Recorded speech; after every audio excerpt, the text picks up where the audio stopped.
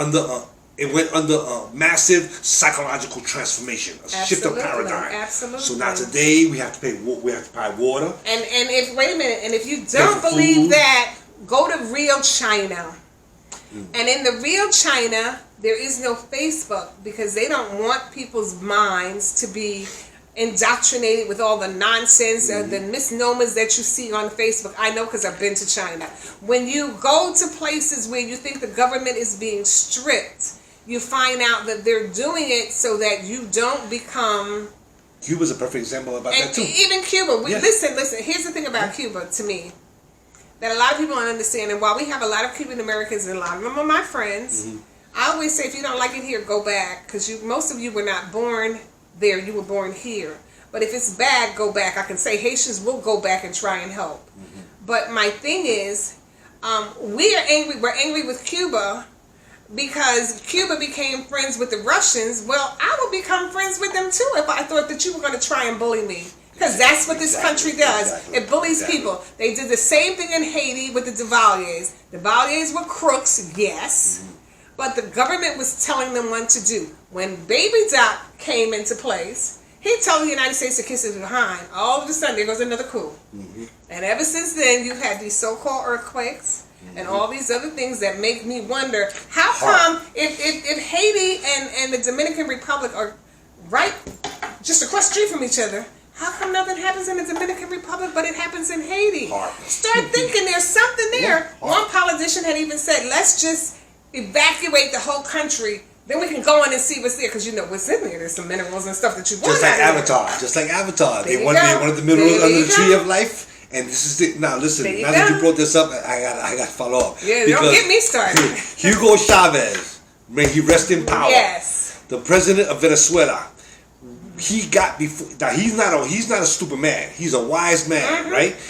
And no wise man is going to go before the world in the body of the United Nations and tell people about HAARP, a machine that causes earthquakes and weather modification. And what did they do? They tried to castrate him before the public. So when I see that happening in Haiti, almost back to back, and this I said in my other podcast, I said I think it's a theory right now because I can't prove it, but as things unravel, it'll come to light. Truth always comes to light.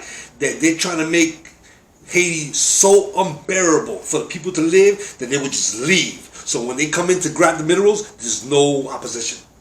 And again, for people who don't understand what we're saying, if you look at the topography of Haiti, and you know, I hate to say this, but Dominican Republics are very prejudiced. They were trained that way. So that, and I know because I've been there many times, that they do not like dark people. They treat Haitians horrible. It's like crossing the street is crossing the border. How is it that the line is so fine that Haiti can be torn up, but across the street nothing happens every single time? That ought to make you think, oh, somebody's doing something. Sammy Sosa.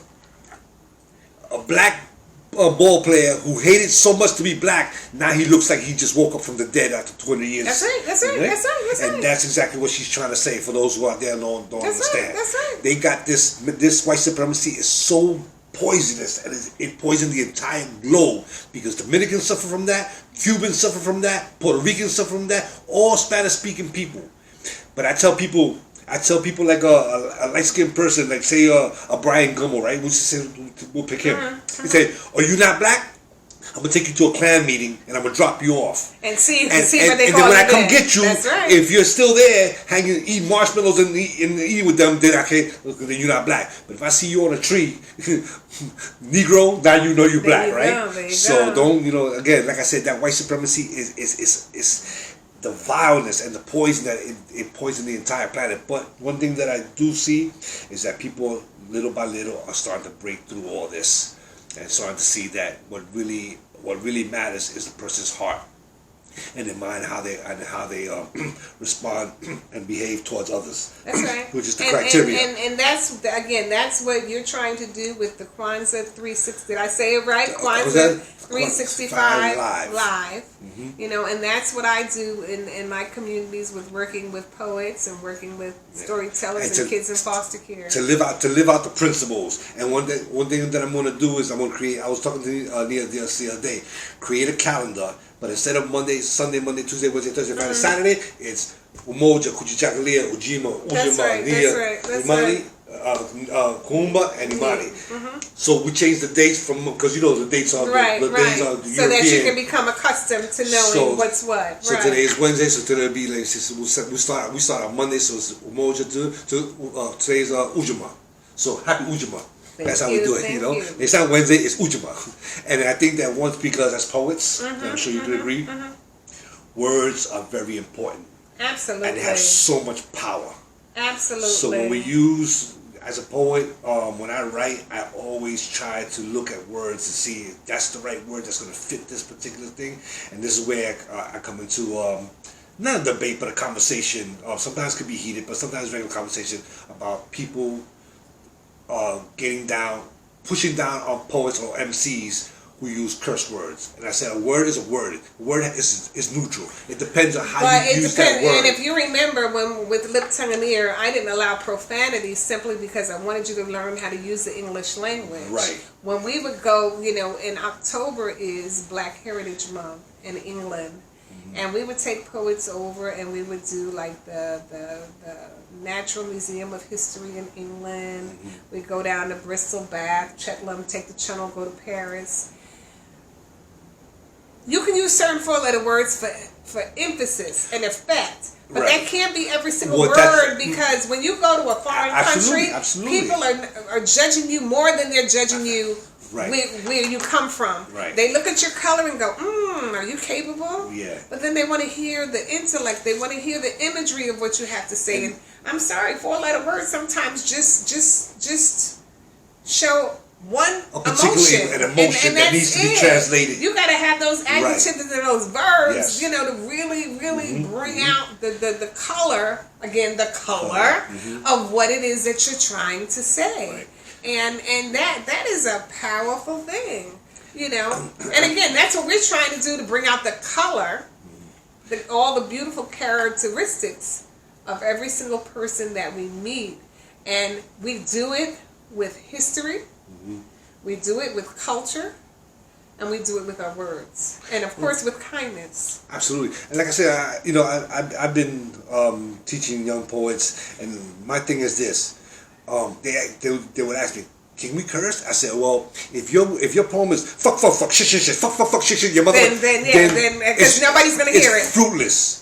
But if you use fuck and shit in just those two words once in that whole poem to emphasize a particular feeling, then yes, you should use it, because I can't say no other word that could be substituted for fuck Bush.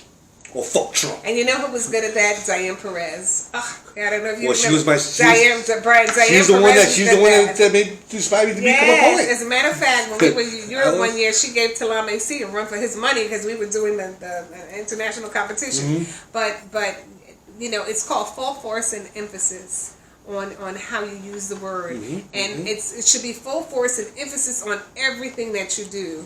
When you tell someone you love them, do you really love them? An example, I tell the story of hello. When you're passing someone in the street and you say, hey, how you doing?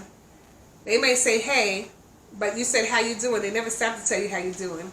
And if they ask you, they never stop to listen to what you're saying. That has full force with no impact.